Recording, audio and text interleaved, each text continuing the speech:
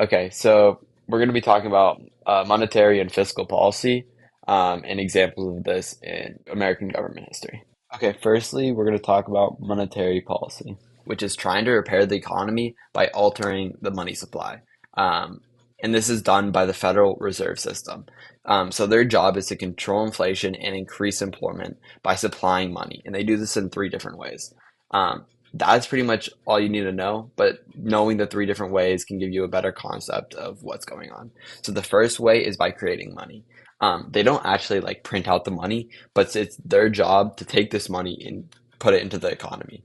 So they can use that to adjust how much money is in the economy to increase or decrease spending. And once this money is in there, they can also increase and decrease spending by setting interest rates. And so when the Federal Reserve changes their interest rate, it influences the interest rates of the banks. So ultimately, this means that when the Federal Reserve sets high interest rates, we will see people not borrowing as much money from the banks as they will have to pay more. However, when they set low interest rates, people will borrow more money. Therefore, there will be more money in circulation. Um, and then finally, they have open market operations, which is the buying and selling bonds, which influences how much money is available. As if people are buying bonds, there's going to be more money, and if they're selling bonds, there's going to be less money. And then an example of these is uh, after the dot-com bust and 9/11, the economy was in a slump and output was very low, which led to high unemployment. To fix this, the Federal Reserve System boosted the money supply, which lowered the interest rates. And this caused there to be more spending and allowed the economy to continue to grow.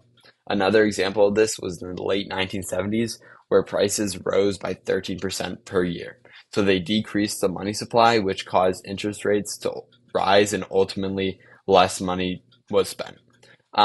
However, this caused unemployment to rise, but it caused inflation to go back to normal. And this exemplifies how it's like hard for them to achieve all their needs, and sometimes they can only achieve one or the other.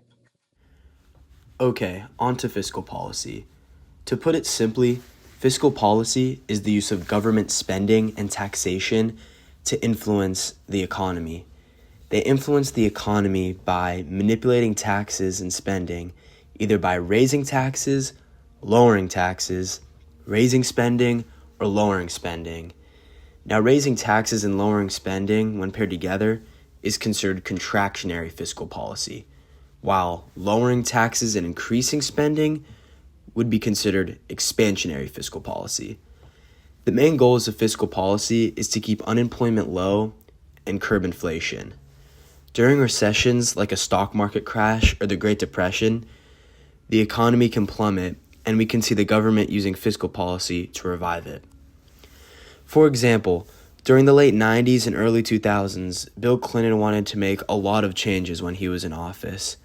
Clinton wanted to fix the nation's economy, so he used contractionary fiscal policy to increase the tax rate on high-income taxpayers and decrease government spending on both defense and welfare.